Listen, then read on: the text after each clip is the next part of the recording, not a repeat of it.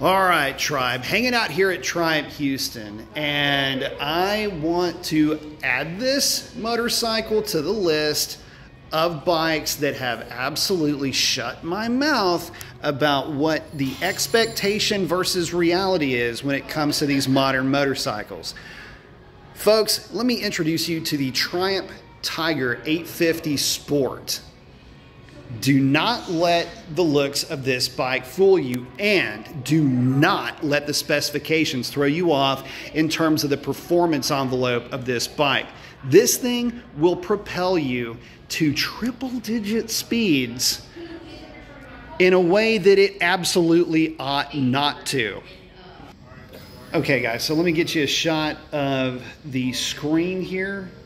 It's a pretty good looking welcome screen. Got the Tiger logo. And I can go through all of these different riding modes and the bike setup and everything else. Guys, listen, it's got road and rain and a ton of traction control modes like you would expect in an off-road bike. Couple that with tons of ground clearance, a plush suspension, and you've got yourself the makings of probably one of the absolute best urban assault bikes that you can spend money on. Okay guys, don't get me wrong, adventure bike. I never would have thought that something that looks like that would be able to run the way that it does. This thing, it's 80 horsepower and 60 pound-feet of torque. I holler liar on that. The twist of the throttle is all you need to know about the statement of liar, liar, and pants on fire. This bike absolutely rips to speeds that, well, it'll surprise you in the way that it gets there. At least it surprised me. Again, I'm coming into this adventure bike segment completely dry. I had no idea what I was getting myself into. Now, not to get into a comparison here, but I had already ridden the 660 Sport. That Tiger 660 really was the bike that got me interested in taking some more of these bikes out. And this is the second one, again, Triumph Tiger 850 Sport, now kind of wins the argument. It's bigger, faster, and not quite as nimble, but that's not what you're looking for. This thing will soak up miles like you would not believe with its heavier weight and the softer suspension that it's got, but it's the power delivery that really reels you in. I found myself on this bike parking it at significant highway speeds. Read into that what you will, and the bike just cruises there. And it really started to make me rethink what it means to, well, have a commuter bike, or to have a cruiser, or to have a, well, pick any bike that you've got. Can it do everything?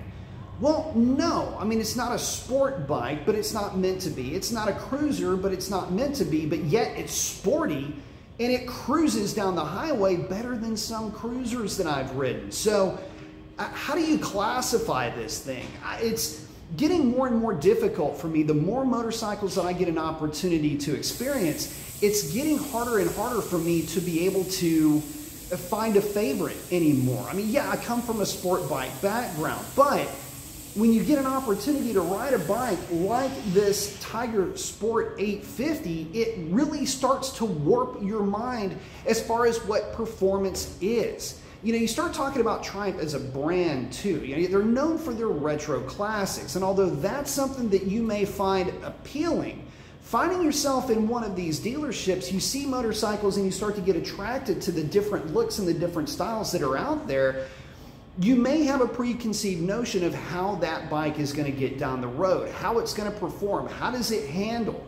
What about wide open throttle or partial throttle responsiveness? You may have an idea just based on the look of this thing, this all-terrain conquering thing that it looks like. Well, it does that too, but it does everything well as well. And so again, I'm left to kind of second guess myself in terms of, you know, what kind of bike am I attracted to? Well, I'm attracted to the bikes that I'm used to, but again, the more that I get a chance to experience bikes with the kind of performance that this thing offers up, I gotta tell you, I'm starting to find that I was a little bit sheltered, and I really wish I would have had an opportunity to experience a bike like this before, maybe to be able to appreciate it even so much more now, or maybe, just maybe, It's good that I come from kind of a squiddly background, nothing but, you know, blasting down the freeway in track days.